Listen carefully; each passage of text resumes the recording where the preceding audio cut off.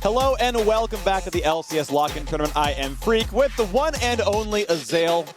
It's amazing. Now, I actually have a thought I want to bring up because I think it's interesting. And it's what Power People talked about in his interview at the end of last game, where he valued the sort of practice that people get in playing the Lock In tournament. And one thing I realized with the format is there's only 4 group stage games. And then top 8 out of 10 get to play playoff matches.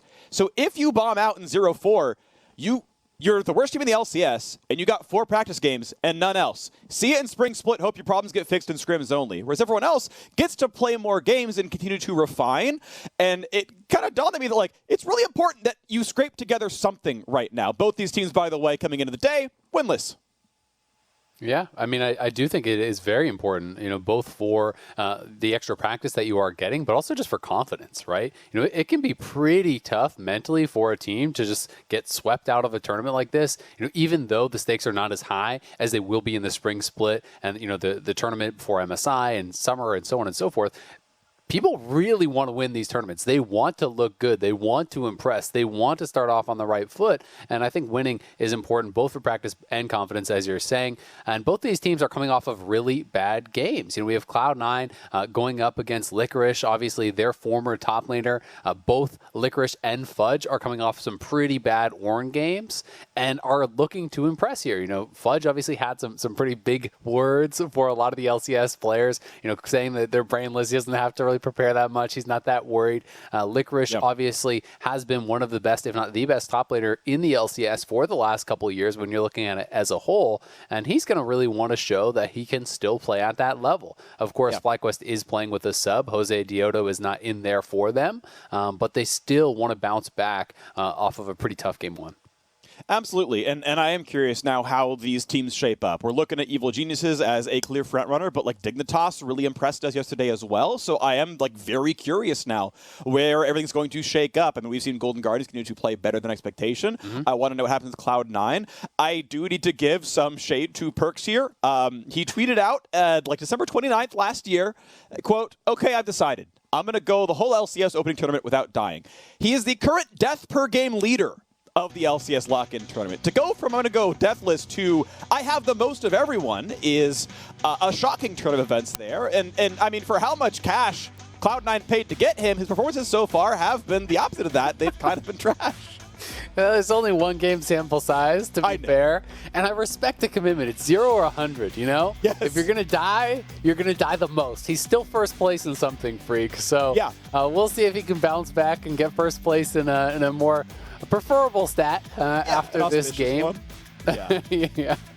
Yeah, of course, we'll never get revenge against EG until the playoffs themselves, and I'm curious if that does come through down the line, or if EG drops the game and, there's some contention for first spot out of the groups. But, of course, we are in a champion select. Akali, Kai'Sa, Olaf all dropped off the table. Renekton and Pantheon dropping here as well. Now, of course, Licorice and Fudge were both on Ornn duty last game, and Licorice himself went 0-4-0. It was a rough one. But they're like, all right, we were on Ornn duty and had a hard time because we were against Renekton, so that one gets dropped off the table. Talia dropped off as well, and so Nidalee is going to be the very quick lock-in on the FlyQuest side. Yeah, I wonder if Cloud9 will just try to take away, one of those priority top laners, something that they think might combo with the Nidalee. Like if they're worried about, something like the Camille Nidalee that we have seen, those types of picks, you can go towards that. Of course, if Fudge is comfortable just answering with a different pick, then they can just sit back and wait. Blabber going to be on his Kindred. This is really, I think, where Blabber first started getting known, was kind of this Kindred Zillion type combo that he was playing, and he had been very good on a lot of these ranged junglers. So I'm going to be excited to see Kindred. It's not a champion we've been seeing a ton of. We've been seeing, as far as the ranged junglers, just a ton of Graves, but not really a lot of Kindred. And I think, Kindred can work pretty darn well in this meta, does scale very well as long as you're picking up marks to get the additional range. You can be quite effective. Galio, obviously a nice combo there alongside the Kindred. You can time your Galio ultimate as the Kindred ult is expiring. You come down, you taunt them up, you burst them down as they come out of that Kindred ultimate at low HP, or at least that's the idea. And it also does feel like it's setting up for a potential third pick of a Camille for Fudge, if FlyQuest doesn't want to grab it right now. Yeah, and looks like they're not going to be going for it, instead taking high priority champions. We've seen Jhin taken pretty early on blue side a lot so far in LCS Lock In. I think Leona has generally been the most highly prized support, so not surprised to see this one come through as well. And yeah, if you want the Camille here, you can grab it and then supplement with 2 bans, no problem. And that can be Cloud9 easily playing that style, and we'll see how that one runs down. Do want to point out one more thing with Cloud9. Of course, they also parted ways with their head coach in Reaper, so this is the first time in C9 in several years with a big change up in coaching staff. Rainover now head coach, of course, Mithy there right behind him, and it means that we've got Perkz, Ven, and Mithy back together, of course, for a whole bunch of fun. Back with, I think, the first really dominant G2 era was when those 3 were all playing together, and now we get to see what else can come through, as it is the Camille, as you called out, so good job, Azale. That big brain is what pushed all that hair out of your head, and you know, mine's just genetics, exactly. but yours is from all the Galaxy brain. Yeah. It's possible that Galio could be going down to Vulcan. Obviously, it could be Perkz, like we saw last game for a Blaze Olive. We saw that combo working very well for them in the early game. Of course, Niles wasn't really able to convert on the lead that he did accrue for himself alongside his teammates. So we'll see what Cloud9 does want to do. Just the threat of the flex is always really nice, especially when you are playing with an early pick like that. Having the possibility of a flex at least makes your opponents consider that this could be going in either role, and sometimes can dictate whether or not they would want to pick mid lane right away here or save it, potentially for later. Alrighty, well, looking at the bans coming through, a mid lane ban and a top lane ban to preserve the Syndra, and one more to come through on the FlyQuest side.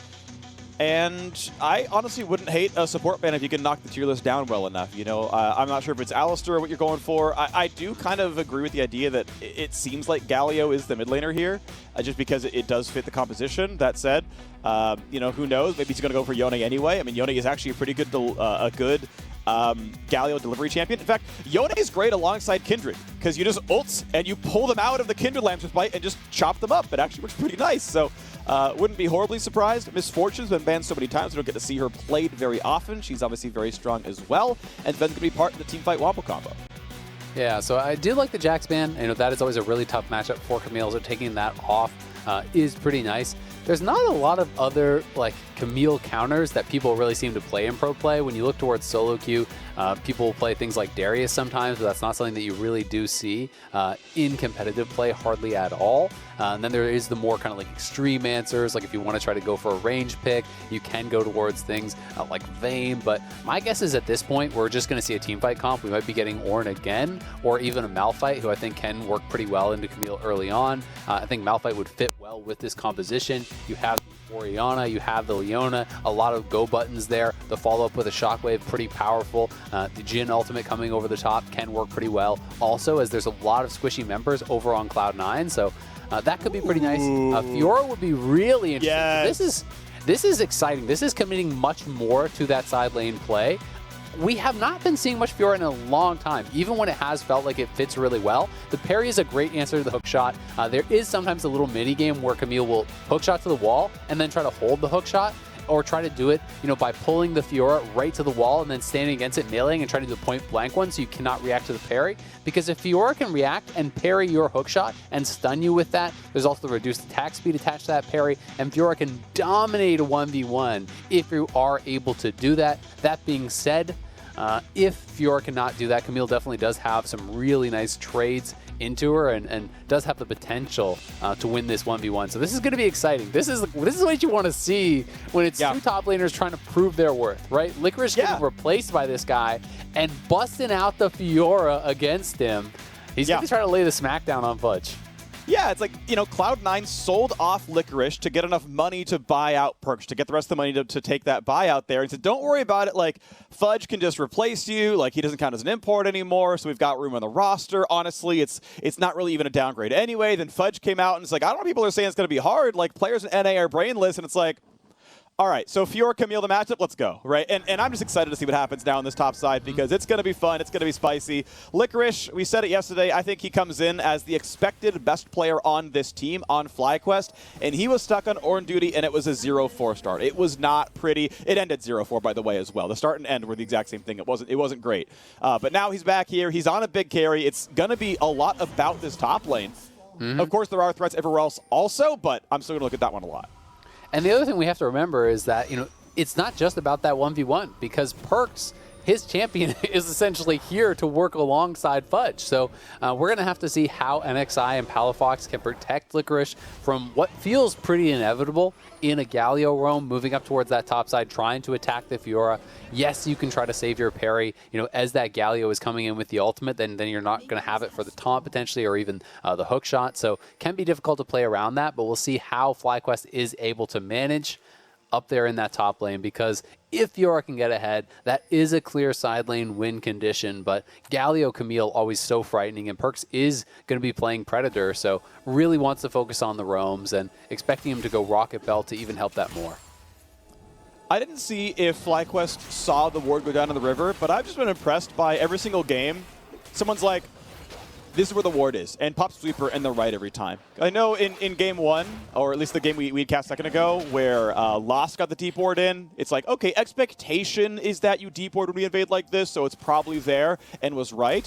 But it's just still impressive that these players know like the common ward spots and the tendencies of their opponents, everything, and it's like, yep, I'm right, this is where they were. We're going to get some extra golden XP and get rid of your vision. Yeah, so pretty good start. We'll be interested to see how Zven and Vulcan are going to be able to do down here against Diamond and Johnson. Zven and Vulcan obviously were known as one of the most dominant bot lanes in the LCS, especially in spring. They were absolutely crushing it. And it is PTA on the MF. I'm not sure where you stand at these builds. I've been seeing a lot of people in high elo go for the kind of Comet tier lethality style builds and just looking to bully with the ease of poke that MF can bring.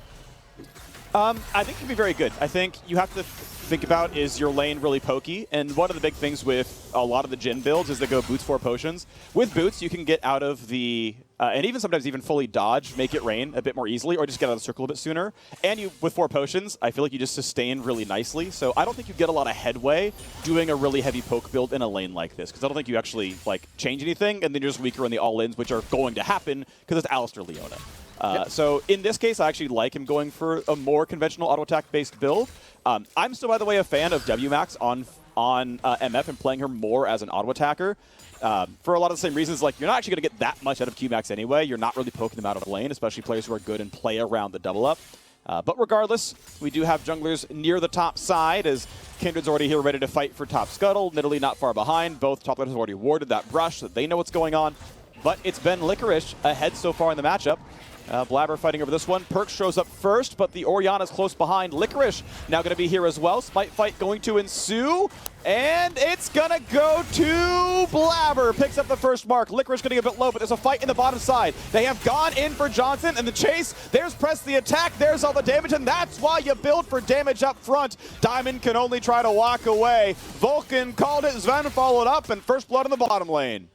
Really nicely done. You can also see the use of the phase rush, allowing Vulcan to catch right back up with Johnson, who did flash and heal to try to escape, but not able to get out of there. So Cloud9 winning on both sides. They get the scuttle on top. They kill off Johnson down in that bot lane, and they get Zven to have the kill. So here it is one more time. Johnson just stepping forward a little bit too far, and Vulcan finding the opportunity to actually go for this. As Johnson, I think he just wanted to step forward to actually get that 4-shot onto Zven, but Vulcan sees the opportunity, the flash shield comes out, but as you can see, you proc the phase rush immediately, and then while the E is charging up, he just catches right back up, slaps the Jhin, and sets up Zven for that easy kill. And then up on that top side, here is the replay on this. The smite is nailed there by Blabber. You can see the parry came out from Licorice, but they just had to go back into a full retreat, and knowing that they were pretty far down on health. Yeah, Smite came through for NXI as well, was just a fraction of a second too early and set it up for the Smite to come through anyway and get claimed by Blabber there. It was also a Kindred mark, so that's going to feel good. Took on a gold lead to Cloud9 on the bottom side. Well done on that one. Vulcan, obviously, again, a good job finding the headbutt pulverized. Johnson didn't flash the headbutt. He flashed after the stun. And as you mentioned, yeah, phase rush makes you chase that one, so no big deal. So bot is slow pushing. What we saw in the previous game was the fact that, you can take the slow push, put it under the turret, and then use that to go for the dragon. In this case, obviously, they're not going to be denying much farm. Zven feels reasonably safe. He's got cleanse, and it's enough to get away from Diamond in most cases. Ultimately, yeah, Licorice pushes in that side of the map, and Nidalee is going to be getting the dragon. Yeah, and it's pretty scary now for Johnson as well, because if you are pushing up, you know that Vulcan still has his flash, right? And Diamond's going to have to be there to try to break up any potential Q flash into a headbutt backwards style of combo, because that can be very dangerous. You can see Blabber is pathing down here, and Vulcan very likely is going to look for that Q flash and try to headbutt Johnson back. So they have to back it up. They're on this dragon. They have been spotted now, but Johnson flashes. He's in trouble. Johnson's going to be a headbutt pulverized, going to be attacked, going to be shut down easily. Blabber can show up, Shockwave buys some time. NXI cannot finish the Drake, and thank you for the leash. Cloud9 going to claim more objectives. 2-0 start plus the Dragon. C9 are smashing so far. Yeah, they are looking so good already. And Johnson going for the plated steel caps, but flash taunt onto Palafox. And Palafox in a tough way. He can flash if he needs to, but he flashes in a straight line. Blabber flash to expect where it was going was not the guess. Palafox with phase rush on, trying to kite away, dealing some damage perks on the way out, but it means that he's getting the distance back up. Figured he couldn't get away. Obviously, there's a boot difference down there with the fact that Perkz has more move speed. So down he goes. Perkz once again on the board with the kill. 3-0 Cloud9. They are looking really, really good already, and it's going to get tough here for FlyQuest. And when you are falling behind this early on, you know, I know you have never really been a fan of tabbies in the past, and now plated steel caps really kind of filling that same role. But NXI, they just got spotted doing this dragon. He was already very low, so he just had to flash out. The dragon wasn't low enough for him to actually smite combo it down. He didn't want to just try to smite for health and stay around, so just kind of getting caught out there. Johnson separated from his team. His jungler very low on the dragon. No flash on Jhin, so he gets taken down very easily. They lose the dragon, and he's kind of way behind on itemization, to be honest, too. You know, this Jhin is not going to be doing much of anything. Ooh. Okay.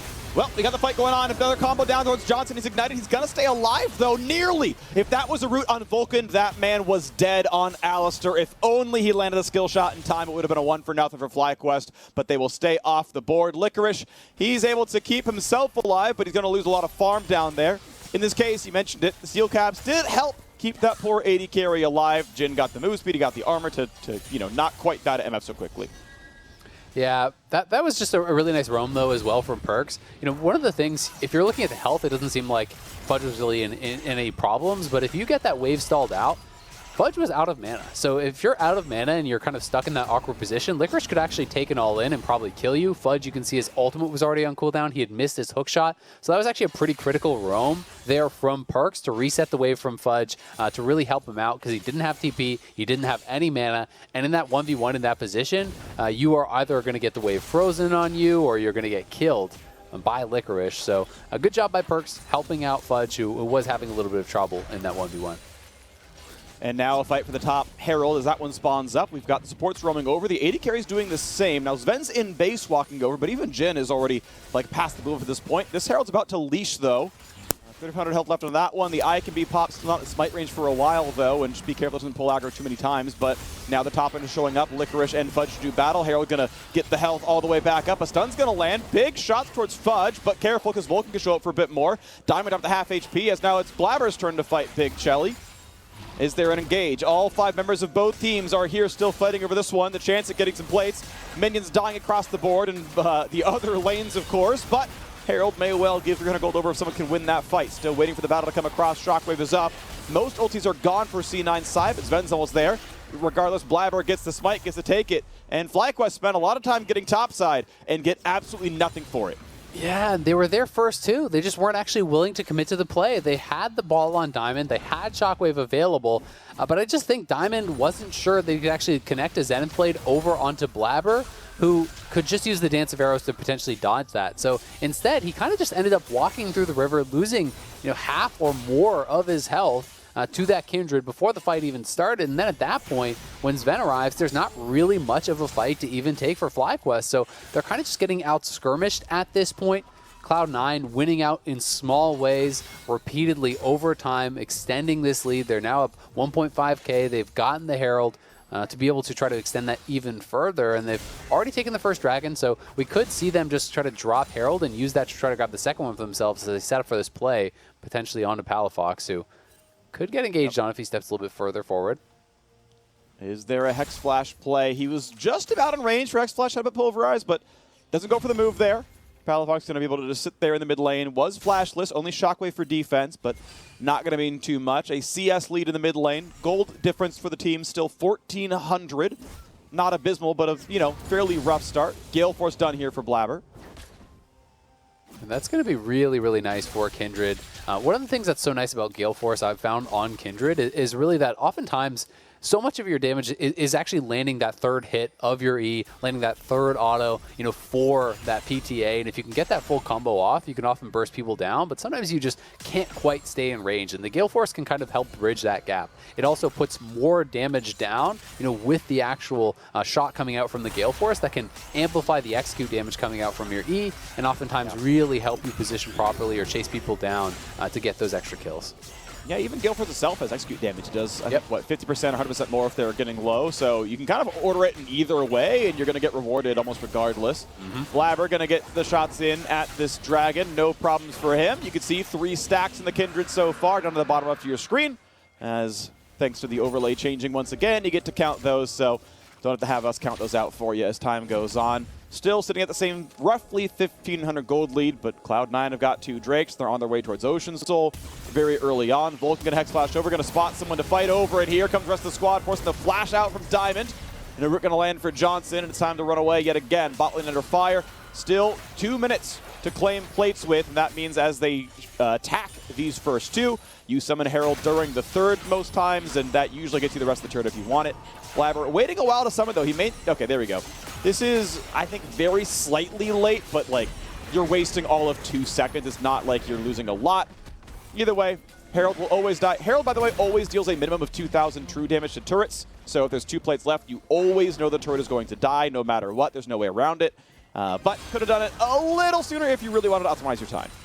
I still love the play, though, because if you think about it just in isolation, it's like, well, why are you engaging on the Leona? You spend a lot to do that. But because they can then zone them off the subsequent waves, and they have the Herald to finish off that turret, it becomes such a valuable play. They force the flash out of Leona, but then they kill off the turret. They donate almost all that gold to the Kindred and to Sven. You notice that Perkz and Vulcan got out of there very quickly, so getting that gold where they want it, and now forcing a flash off of Palafox is even bigger because all the flashes are available on Cloud9, and now having Palafox without that flash means he's very vulnerable if they want to try to fight in these next 5 minutes. You know, if they decide to try to face down Cloud9 at that Ocean Dragon, well, very likely Palafox is going to get committed to and taken down.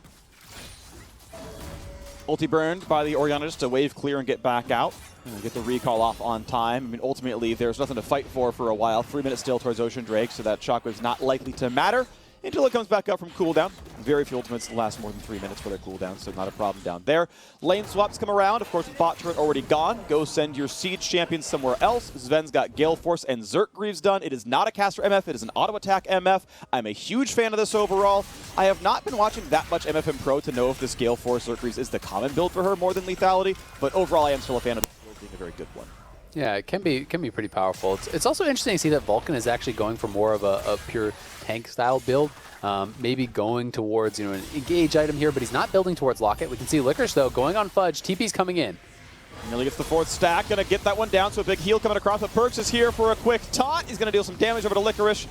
Going to have no big problem with that one all the same. There's some wave clear. There's a couple of spells burned back and forth. Ult for ult from the top laners. Perkz burned TP, so did Palafox to get down. Ultimately, though, no deaths, nothing going on. Yeah, not too bad on either side. Again, the MF ult just expended to try to push this in, chunking Johnson out. So probably Turbo Chem Tank again, I'm guessing here from Vulcan. You know, wants to go for the engage, is playing Phase Rush. It's a similar style that we saw coming out from Sword Art. And I think it makes sense. There's a lot of squishy members that you're trying to get to over on FlyQuest. And having that extra move speed, if you can find an angle to get that engage and deliver in Perkz, is going to be really, really effective. And honestly, quietly, NXI has been getting further and further behind. Blabber has been having a great game. He's now up, 30 plus CS. Could be getting cut out. Blabber's gonna burn his own ultimate. Jin'Ul's gonna come down. You gotta save those shots. You'll never kill Blabber while the ulti holds. Can't find the 4th shot as the team takes it. A nice javelin for NXI. Gets a side shot in, but yeah, never was Blabber gonna die there because the team frontline for him. So a nice escape there. Couple of ults traded. But now it does mean Lamb's Bite will be down when Dragon spawns in 1 minute and 10 seconds. But they're probably going to be able to get that Rift Herald right now. They have that top lane turret fairly low, so that's a guaranteed kill if they want to drop it there. They could also use it to just try to pressure and take away that mid lane turret if they would like to do that. Blabber is really having a strong game. I mean, he's on 5 marks. In competitive, that is very, very fast to be getting to 5 marks this early and having a tremendous amount of farm at this point. I mean, he has more farm than his top laner, almost as much as his mid laner, and he's playing a scaling jungler with a bunch of marks, so he already has the extra attack range. He's going to be a monster in these team fights. Having the Gale Force done already will be interesting to see where exactly he does want to go next. There's a lot of different options. Some people like the Rapid Fire. Sometimes you can go towards Hurricane. Even Blade of the Ruin King on hit is fairly popular. So will be interesting to see where Blabber does take us, as this is the kind of Kindred game that you can really take over. Nice right there by Perkz. Now, that is meaningful because that means Rocket Belt is, I believe... Well, I mean, the cooldown's pretty short, but I believe it's going to be down if there is an immediate fight for Dragon. Ultimately, it's going to stop a recall. It's going to buy you another 7 seconds of Palafox not being there in time, but, could theoretically be punished for that play. Ultimately, it's going to be fine. Looks like no one's going to contest anything. Blabber's going to get a soul of this Dragon, no problem. So, can't hate ultimately. And Blabber's going to go ahead and, yeah, he's level 11. He's got 2 levels up over NXI. He's not going to get stopped by anything. Vulcan's waiting. You can see at the very corner of the screen. Fudge and Vulcan really both making sure no one can come around to take the Dragon Steal. And so Blabber gets a pretty easy drink number 3. Ocean Soul is 5 minutes away. And that is very concerning for FlyQuest because they don't have the best team fight, right? It's difficult to 5v5 oftentimes with Fiora and Nidalee, and that's going to be what they're kind of faced with because they're going to have to show up to this next Dragon unless they want to just give up a guaranteed Ocean Soul, but that's not really a winning play. And when you show up to that Dragon, there's going to be the potential flank of the Alistar. There is the Camille Galio engage. There is the MF Ultimate over top of that Camille Galio lockdown. And this is a very, very difficult team fight that it's going to be from FlyQuest. It feels like they need to try to pick someone off, get a lockdown from Diamond onto one of these carries, burst them out potentially before they get one auto fight. Oh, goodbye, Palafox. Flash, the last E hit, you mentioned it. The Gale Force got him low enough that the last hit from Wolf was going to get the kill. Solo kill for Blabber. Mid lane's going to fall. Cloud9 moving toward a perfect game. 4-0 in kills, 3-0 on Drakes, 3-0 on turrets, 2-0 on Rift Heralds. They've gotten absolutely everything, and FlyQuest are plummeting. They are really in trouble. It looks like Blabber's going to be going towards Stormrazor second. Diamond even caught out. Here's the combo. Here's a bunch of damage. Diamond, oh no, it's rough. He's going to run down. He's going to crack under pressure. NXI flashes back to his top lane. Licorice is here. Vulcan to help it out, though. Fudge getting a bit low. He's got to be careful. The flash is not enough to follow. They're going to land the CC. Fudge's going to run away. He's going to dodge away. He's got to live. Vulcan, do it. All right, they're going to keep him alive, and now the rest of it's going to be no problem at all. Palafox gets some damage, not enough. More kills coming across, and by the way, Sven has a Herald, and Sven is going to take down a middle inhibitor at 18 minutes, 40 seconds. Meanwhile, in the base, focus on those objectives. Sven, the team player there, everyone else is having fun over in the bot lane. He's like, guys, I'm killing the turret. Guys, I got the inhibitor, but Blabber is running over this game. He is so far ahead at this point. It feels like he's going to be pretty much impossible to stop. Likely has his Stormrazor ready to go when he does base, and this is just Diamond, wrong spot, wrong time, gets caught out here by Fudge. In comes Perkz with the ultimate over top, and then NXI tried to jump over and burst him out, but Perkz had the perfectly timed taunt to taunt NXI right as he gets over the wall, and then Licorice trying to get in here for the kill, but lockdown, CC'd up by Vulcan, and Perkz can't quite get the damage down onto Fudge, and Blabber just running through this game, chasing him down and knocking down multiple FlyQuest members. Now beautifully done, 8-0 right now the scoreline. Cloud9 gonna look to put that first win on the board. They are 2 minutes away from Ocean Soul, and that's almost certainly gonna be theirs. We get a nice Magi's coming through for Perkz, which, yeah, I mean, that makes sense based on how the game is going. Go ahead and upgrade that Dark Seal, get the extra ability power. It's gold efficient at around 8 stacks, and it also becomes a mythic item, which means you're getting the extra flat magic penetration thanks to Rocket Belt. So keep that in mind when you're considering a 0-stack Dark Seal, spending 1,200 gold just to get the mythic passive. There's a chance it's worth it at some point in time. Probably not at 0 stacks, but it's a consideration for everyone out there. Maybe if you're really confident at 0 stacks. You're really confident it's going to start stacking. Exactly. Got to believe in yourself, Freak. That's yeah. In League of Legends and in life. And Cloud9 believing that they're going to be able to take down this Baron. They are marching towards what would be a perfect game here, potentially. Do lose the tower on that bottom side, but Cloud9 coming out how people were expecting them to come out yesterday in what was a shocking defeat, now crushing through FlyQuest in their second game of lock-in here. Really, really looking good, and it's getting hard to think of ways that FlyQuest could really kind of get back into this game.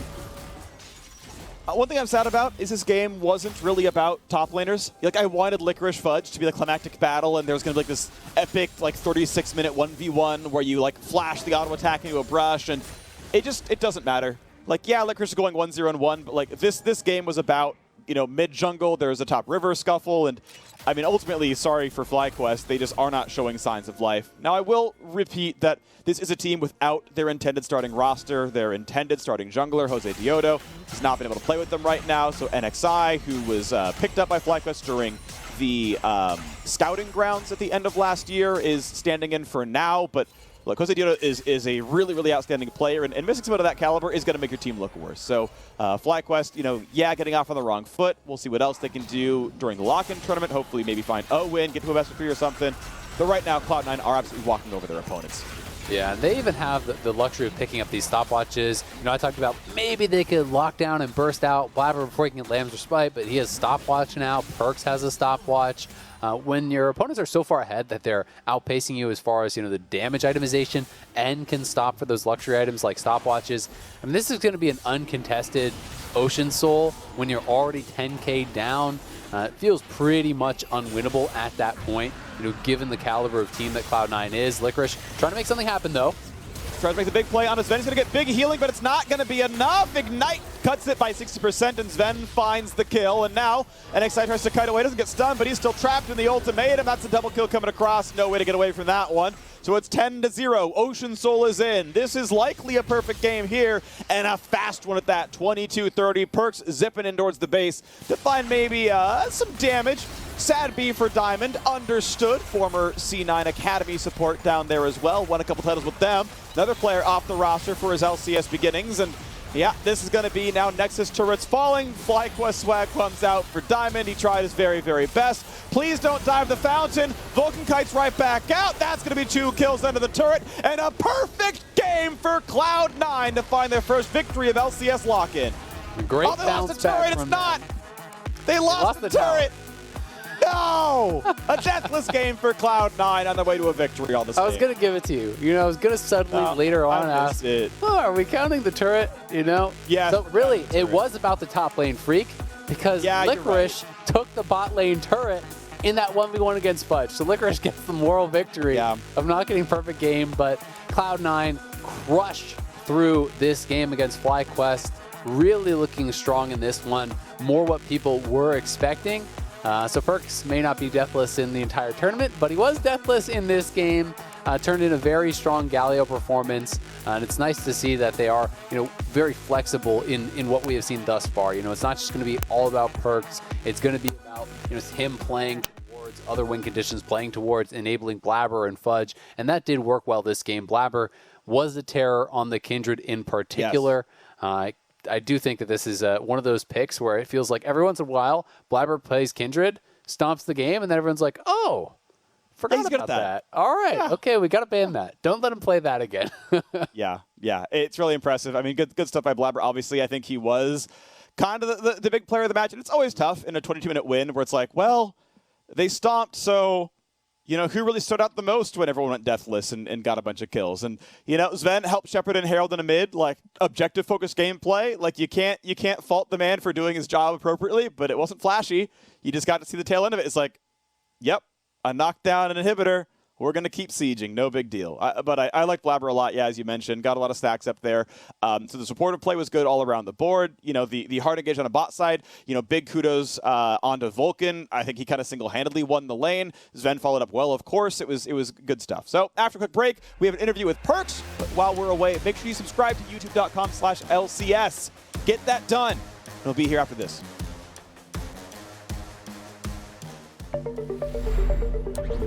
I don't really consider it gear. It's an extension of who I am.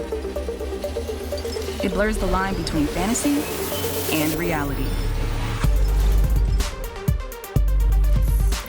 Sometimes, I can't tell myself from my machine. I think that's by design.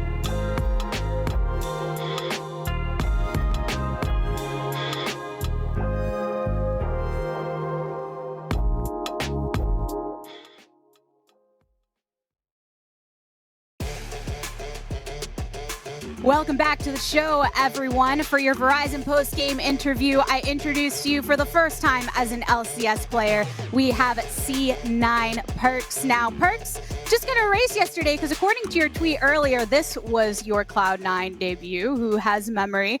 So how does it feel to be donning the Cloud9 baby blue? Yeah, yesterday was just a prank. It wasn't actually us playing. We had our academy team subbed in. Today we are playing with the real lineup. So it feels pretty good to win and to play in a new region and like test the waters here. Well, this game particularly was like so boring. I actually, at some point, I actually couldn't focus anymore how boring it was. Enemy team was just like hugging their turrets the whole game. So there was like no, like even when we would like go and try to like a dive somewhere, they would just like queue up the turret. They would not even like stay and make us make a mistake or something. So we basically just got literally everything for free without fighting. So it was just a super boring game. Yesterday game was pretty fun. Even though like I didn't have like the best game, right? It was still like, I had a lot of fun. So I hope in the next games in the next few days are going to be more fun to play. That's very interesting to hear because a boring game to you is probably extremely exciting to Cloud9 fans and anyone else that has put C9 as #1 in the power rankings. But bringing back a bit to yesterday, I mean, you declared before coming into the lock-in tournament that you weren't going to die at all. You lasted 7 minutes and 45 seconds. Clearly some wonkiness that comes when assembling a new roster. What are you and the rest of the team doing to kind of get over their bumps of that assembly and maybe not putting as much stock in those losses? I think honestly, the biggest problem yesterday was like me playing against Renekton. I think the champion just like completely is like stops my champion's purpose. So he is like usually pushed up, and so he can dive me easily. And in fights, if he just presses W on me, I can't actually fight. So in general, that was just like not very good or fast to like not think about him, I think. And other than that, I think the game we actually played pretty fine as well. Because it was still winnable from behind. So it wasn't like that much of a disaster. I think for me personally, I have to like adapt to, I guess, new teammates, new environment, new communication. I've been playing on G2 like my whole life, and with the past team I've played like for 3 years, so I knew everything. How like I knew when they're gonna do good, I knew when they're gonna int, I knew when they're gonna engage, I knew everything. So it just takes some time to get adjusted to I guess the new group of people, and for us to be on the same page. And that's not gonna be instant, right? But at least it's great that we have this tournament, the lock-in tournament, because we get to play so many games. So that's lovely. Yeah, time to learn, adapt, gel. One nice thing about this roster, though, is you and Sven have played together in the past, about 1.5 years. Did that contribute at all to your excitement from joining the squad? Yeah, definitely. I mean, the fact that this team was gonna have Sven and Mitty as well as a coach, it was a big like plus on joining.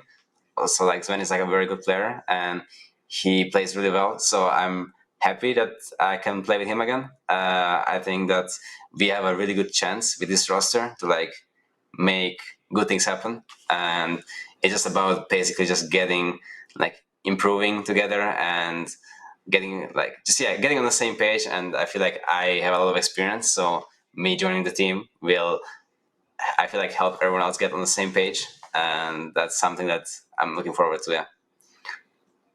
And there are achievements that Cloud9 is looking to make and hoping to make with you joining the team. I mean, you step into the history, right? And coming off of the 2020 season, there's a bit of mixed feelings. Cloud9 having been at the top with a record-breaking spring split, but then losing out on the ticket to Worlds. How do you internalize the pressures of the North American fans that are carrying that with them with you joining the team? Oh, I don't actually mind, I guess, what like other people think. It's most important for me is like what I think about myself and my teammates, and same with like my teammates. So I obviously don't want to miss Worlds, and I think I don't see right now a world where I miss Worlds. But you know, a lot of things can happen in a year. Never say never, right? Last year I didn't see us missing Worlds, and we were like one game away from winning missing Worlds, like one cup Syndra steal on Baron away from missing Worlds. So I think that this, like, you can never say you will never miss Worlds, but like it's just hard for me to see a team like breaking up like that, like it happened to Cloud9 last year. So yeah. Perkz, I think it's very clear that you have your eyes on the prize. And I think I speak on behalf of the entire league when I say we are very excited to track your journey, and welcome to North America. Thank you. All right, everybody, what a game we just witnessed. Almost a perfect one. And to break it down further, let's send things over to the State Farm Analyst desk. Thank you very much, the Tigress. Near perfect is exactly right. And Kobe, I think that this game is much more representative of what people expected a Cloud9 to look like on the outset of the split with the pickup of Perkz. Looking at home here on the Rift, not just him, but Blabber as well, finding more of that aggression with a lot of the pieces working around him. Yeah, I mean, this was, like you're talking about, very similar to what Cloud9 dominated last year in spring with. They had Galio mid for Perkz. He's making plays. He has Predator, so he's roaming around, making a lot of initiation. Blabber on a carry jungler with the Kindred. And honestly, if we're just looking at junglers, and I look at a lot of games like that, at least at the very beginning, 10 out of 10 junglers are taking Blabber's side every single time with these lineups, because Kindred can go top, she's got set up there, mid or bottom, whereas the Nidalee is sitting here looking at like, okay, I have some CC in the bottom lane only, and it's into a cleanse plus Alistar lane. So Blabber, they definitely set him up a lot for success as well in the champion select, having so many options, but it's how they use those options on all of these objectives to continue to force these plays and get the picks onto FlyQuest. C9 played really well there. I want to see more from Fudge, though, of course. Like, Licorice got the better of him in that matchup, despite his team being like zero. Like, FlyQuest is 0-10, but he's still up CS, he's still up pressure. I know that matchup is a bit Fiora favored, but Camille has a Galio on her side. But even then, he's still losing in pressure and CS. So all of C9 looks good. I'm looking more from Fudge. Yeah, in addition to that, I think we saw the jungle difference for sure, but we also saw a bit of a bot lane difference that I think made things harder from an objectives perspective. So we saw the 2v2 outplay where Leona did not manage to interrupt the all-in on her Jhin, and then we saw Nid go for Dragon. Nid went for Dragon when they didn't have control bot, right? That snowballed into Dragon being lost, mid losing flash, and then from there it was very, very hard to control the middle of the map. And then after that, we saw the team go for Rift Herald, which I think was just the incorrect play, right? You've lost control bid, you've lost control bot, you don't have any business going for Rift Herald. So I think once they get Jose Diodo back in the mix, he's a really, really seasoned jungler, you're going to see better judgment on objective calls, because from what I saw, it was NXI making that call for objectives. Here's that Rift Herald you're talking about where it kind of cascades across the map, Kobe. Yeah, I mean, this one you can tell too, they get stuck in the choke points. They don't move up on this, they don't have their confidence, and NXI is taking over 50% of his health from the objective. This is the same thing that happened with the Dragon. When you're trying to do one of those risky sneak dragons at 4 minutes into the game, especially the Cloud Drake did so much damage to him. And then when Cloud9, they buy enough time for Sven to walk all the way there. During this replay, we see him walk across the entire minimap to be able to join the rest of the team, and both choke points are just walled back off with 2 AoE spells.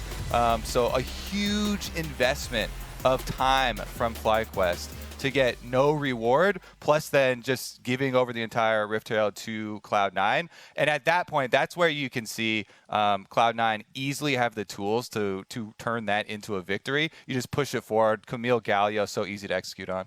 Yeah, near perfect game for Cloud9. Again, a lot more what we imagined when we were thinking of this team and how they would make a splash in the LCS. We heard Perkz talking a little bit about expectations for this tournament, the idea that playing as many games as possible is what they're striving for to really find their footing. Another thing I just want to bring up, more than anything, to get it out into the world, because we've been remiss not to talk about it yet here on the broadcast, is the coaching changes that Cloud9 has gone through. And I think just because of the legacy that Reaper leaves behind him, it should be mentioned, and the audience should be aware that it is now Reignover and Mithy. Mithy being one of the reasons Perkz cited as feeling confident in the move across the pond.